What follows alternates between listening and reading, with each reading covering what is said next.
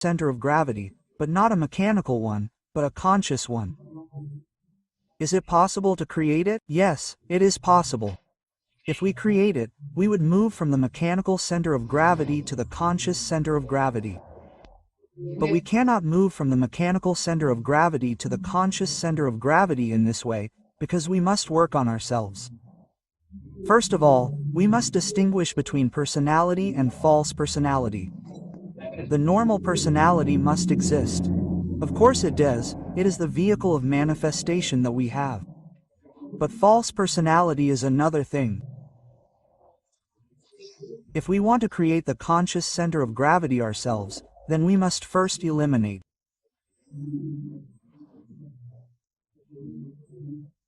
from ourselves the undesirable elements of conceit, pride, vanity, egoism,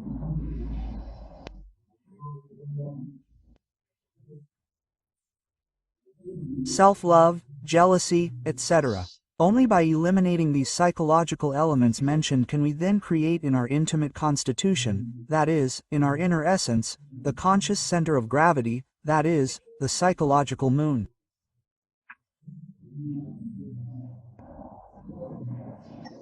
The psychological moon is the conscious center of gravity. Whoever manages to create a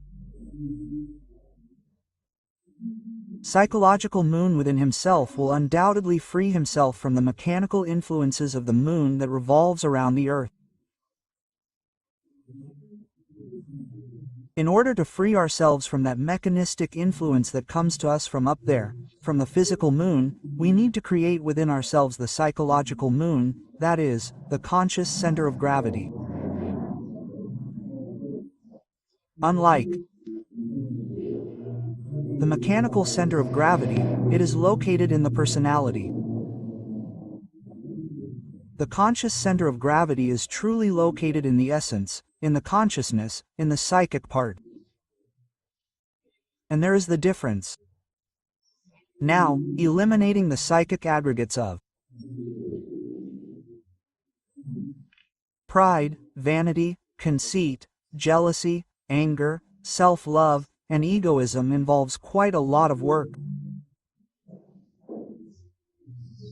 These aggregates obviously enjoy a certain self-independence. We could say that they are psychological creatures, psychological people existing deep within ourselves and that control the personality. Within such entities, the essence, the consciousness, is bottled up. If we want to disintegrate these defects, these psychological aggregates, we need to understand them. And if we want to understand them, we must first discover them. In practical life, we need to live in a state of alertness, perception or alertness, novelty, if we want to eliminate the undesirable psychic aggregates that we carry inside us in relation to our friends on the street, in the public square, in the temple, etc. The defects that we carry hidden emerge spontaneously. And if we are alert and vigilant like a lookout in times of war, then we see them. A discovered defect must be analyzed, understood completely through deep inner meditation. When one has understood that one has a certain psychological defect, one must obviously disintegrate it. It is possible to disintegrate it if we appeal to a force that is superior to the mind. The mind by itself cannot fundamentally alter any defect. It can transfer it from one level to another, it can hide it from itself and from others, it can label it with different names. It can justify it or condemn it, but it can never eradicate it from itself. In order to eliminate this or that discovered defect, we need a power that is superior to the mind. Fortunately, that power exists. I want to refer emphatically to the Kundalini, the fiery serpent of our magical powers.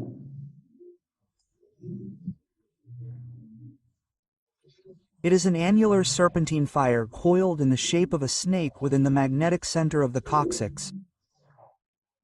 When that fire awakens, it ascends overwhelmingly along the spinal medullary canal, awakening centers, powers, etc., and it totally transforms us. There is no doubt that the advent of fire is the most grandiose event that a man can experience in life. That ascending serpent is called Kundalini. If we concentrate on that sacred serpent and beg it to eliminate or disintegrate the defect that we have discovered, can you be sure that it will do so? Since the aggregate that personifies the defect will be reduced to cosmos dust. One can disintegrate any defect either in deep meditation, alone, or while working in the ninth sphere. Singles when alone, married people when working in the ninth sphere. Unquestionably, singles in their work can eliminate 25 to 30% of all undesirable elements that are carried inside. Married people can go further, through sexual electrical force and with the help of David Kundalini Chapti, annihilate 100% of psychological defects. So it is worth reflecting on this point. Very important. Any married couple, whether they are Gnostics, esotericists in the full chemical or metaphysical realm, can invoke Dai Kundalini and will be assisted. If the igneous serpent of our magical powers were begged to eliminate this or that psychological error, such a request were in reality in the midst of metaphysical intercourse, help would not be long in coming. The disintegration of the psychic aggregate in question would be a concrete, clear and definitive fact. Therefore, my friends, it is advisable for us to reflect deeply on all these things. If we manage to eliminate those, I have weighed 96 laws that constitute the false personality, we will create a conscious center of gravity at the bottom of the essence. We will then leave the state of lunar mechanist and pass to the conscious state. But the passage from the mechanical center of gravity to the conscious center of gravity implies intentional work and voluntary suffering upon oneself. Here and now I am giving you the key, then, to stop being machines. Because today you can be absolutely certain that you are machines.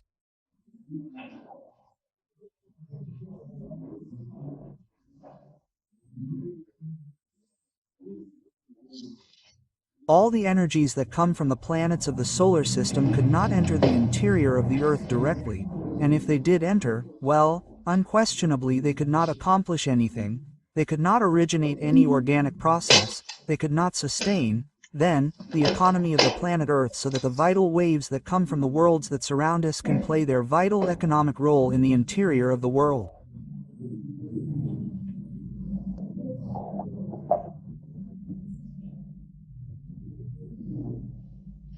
Channels capable of transforming such waves are needed.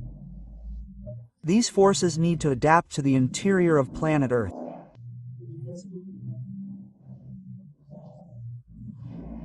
If these cosmic forces that come from the worlds did not pass through transformation channels, they would not fulfill their mission inside planet Earth. Their role would obviously be null.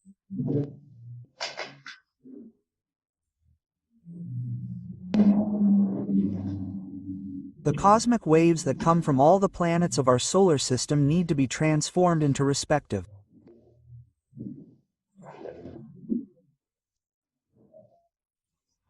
channels. There are channels in plants, there are channels in animals. There is no doubt that the main channels are in human machines. That is why they exist. When someone tries to stop being a machine, when they no longer want to be a machine, nature opposes them. Nature has within us, within each one of us, elements, powers, forces that it mobilizes to combat us. And it is not in nature's interest for someone to stop being a machine. That is an attack on its economy, and it has formidable powers to bring to order those rebels who have risen up in arms. That is the harsh reality of the facts.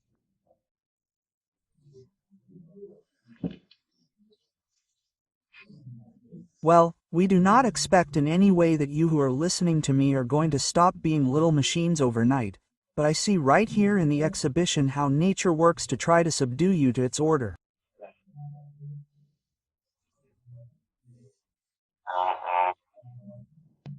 Some of you, upon listening to this talk, if you pay close attention, will see that you have felt bored. There are those who have yawned, there are those who wish this conference were over, and so on. Nature uses all of that. Those are the weapons that she uses to prevent someone from ceasing to be little machines. You are machines, you may not like it. You may think that I am insulting you. No, I am not insulting you. What I am telling you applies to all of humanity. You will cease to be machines the day you rise up in arms against nature, against the cosmos, against yourselves, against everything and everyone. When that happens, there is a possibility that they will cease to be macros, if they do not succumb, because nature is not going to let its guard down just like that. That is an attack on the economy of nature. That is obvious. Yes, the first thing we need is to create a psychological moon. We want to become independent of that pale moon that revolves around the earth, that sucks our energy, that has turned us into mechanical creatures. All human beings are lunar and move in the psychological atmosphere of the moon. Yes, it is sad, but true. If we observe them after they are dead, we will see that they live unconsciously, asleep, they seem to be dreaming. If you touch them they are cold, they are made of ice. A very interesting case comes to mind at this moment when I am talking to you. Someone once told me about a mountain where unusual things happened. Whoever dared to climb to the top of that mountain would fall, let's say, like a private, they would get screwed, as we say. Well, someone would show up, they would see a dead person at midnight, etc. In short, none of the inhabitants dared to go up there.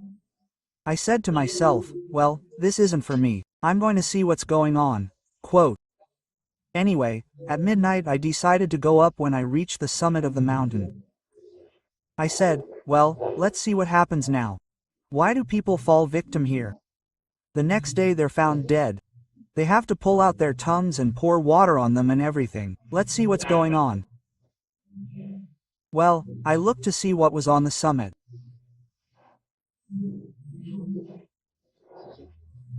Yes, I saw a man. I walked by the man and I kept looking at him to see that he wasn't breathing. He was standing, he had gray pants, gray, a white shirt, pale, completely pale, and he wasn't breathing. This guy, what is he doing here?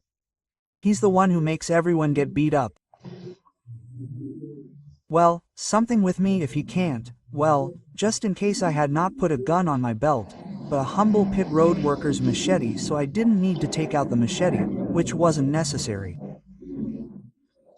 The man looked at me, but his eyes were like a sleepwalker's. I can assure you that he wasn't high, much less, right? He really didn't have any marijuana, right? But yes, very pale. And his feet were slightly suspended above the ground. That is to say, he wasn't completely standing firmly on the floor, but slightly suspended. I said, oh, no, this guy is just dead. This is a deceased person physically materialized here. He looked at me, but he didn't attack me. Well, I prayed to him everything I knew, right?